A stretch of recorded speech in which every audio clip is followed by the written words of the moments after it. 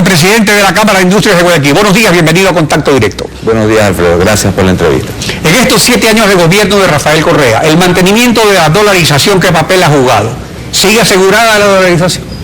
Bueno, la dolarización ha traído una estabilidad a la economía, ha recuperado el poder adquisitivo del salario de los trabajadores, ha permitido que, por ejemplo, la gente pueda tener acceso a crédito a largo plazo para la compra de vivienda y una serie de cosas de ese tipo, satisfacer necesidades de tipo personal.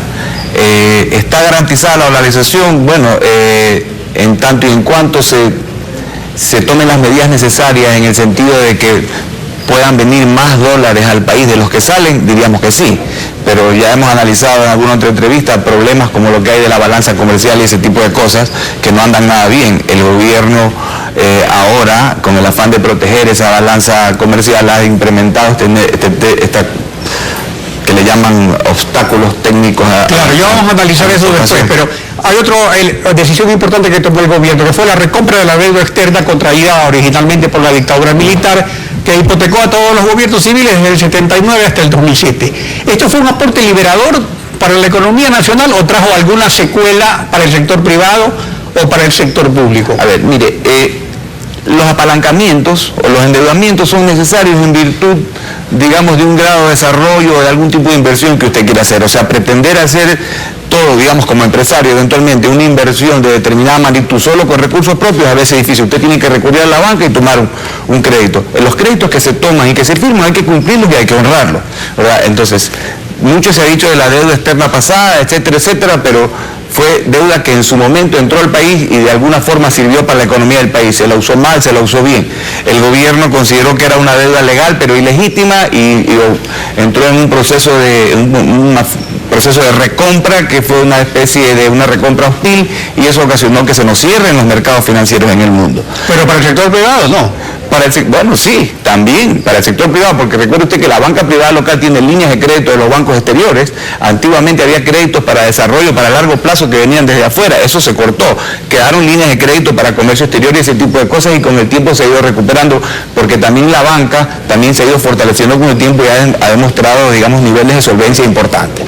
O sea que, digamos, esta deuda que valía 3.000 millones más o menos y que se compró a la tercera parte, pues generó un ahorro cuantitativamente hablando, pero cualitativamente creo que nos causó un problema, porque repito, nos cerró las posibilidades de acceder al mercado financiero mundial. El día de hoy vemos gobiernos financiándose con tasas del 3, del 4%. Claro, pero esos son los organismos de desarrollo multilateral, pero parece que con Fernández Cordero, que era muy amigo de Reagan, vino el presidente del Banco Mundial y en 4 años no le dieron un centavo. Ahora, vamos a esto, es que tiene relación esto de la deuda con la liberación de la economía estatal para que justamente haya esta mayor inversión.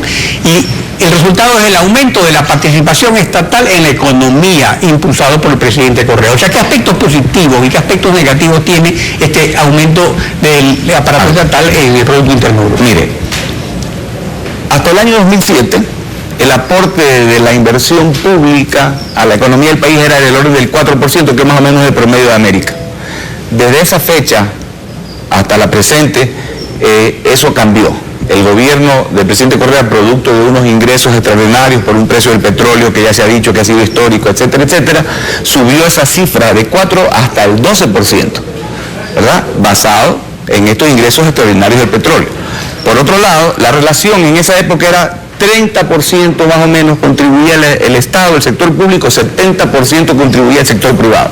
Hoy día está más o menos 50-50, 50 el Estado, 50. Eso no es que ni bueno ni malo, digamos, eso está bien.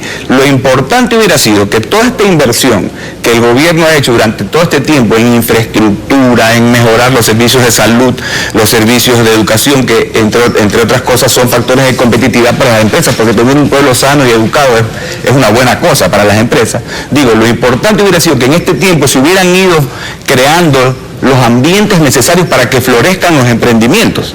El otro día escuchaba en una entrevista o en una conferencia al ministro coordinador de la producción, dice que ahora se van a implementar procedimientos para que se pueda constituir una empresa en 6 días y casi que en 15 días usted esté listo operativamente. Eso no ha ocurrido.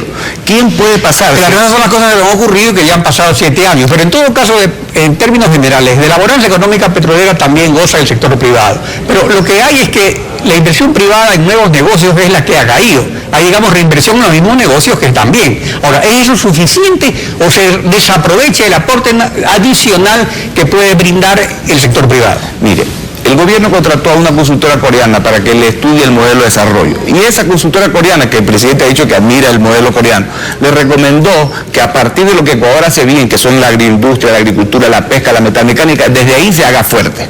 ¿Verdad? Que esos productos que son la base, que es una materia prima, ¿verdad? Que es digamos, se habla de que hay que salir del sector primario exportador. Entonces yo digo, está bien ser primario exportador en petróleo y en minas, pero no está bien ser primario exportador en estas otras cosas.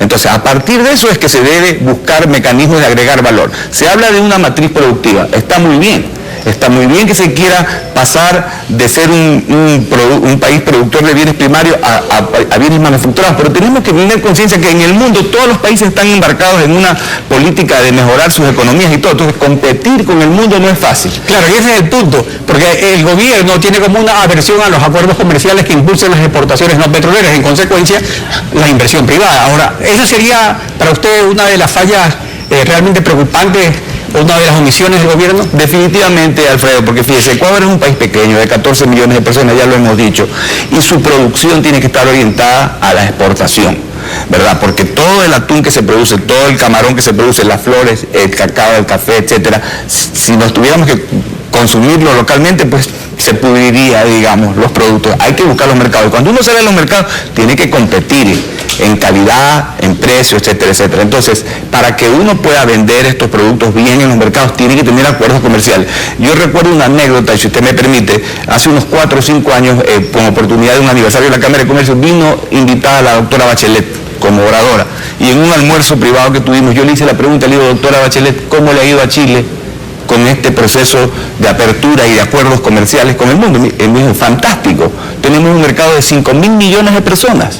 Entonces, tiene 56 acuerdos comerciales Chile. Me dijo, en Chile también había la discusión de que si era bueno o si era malo. Entonces, algún sector económico que en algún acuerdo comercial con algún bloque salía beneficiado, en otro salía perjudicado. Entonces, yo creo que es hacia allá donde debemos de ir y no seguir insistiendo en este tema de este crecimiento endógeno hacia adentro, porque no hay mercado de sustentación local para toda esa producción que debe generar para contrarrestar el problema de esta balanza comercial que obviamente también más empleo, que es lo importante. Así es.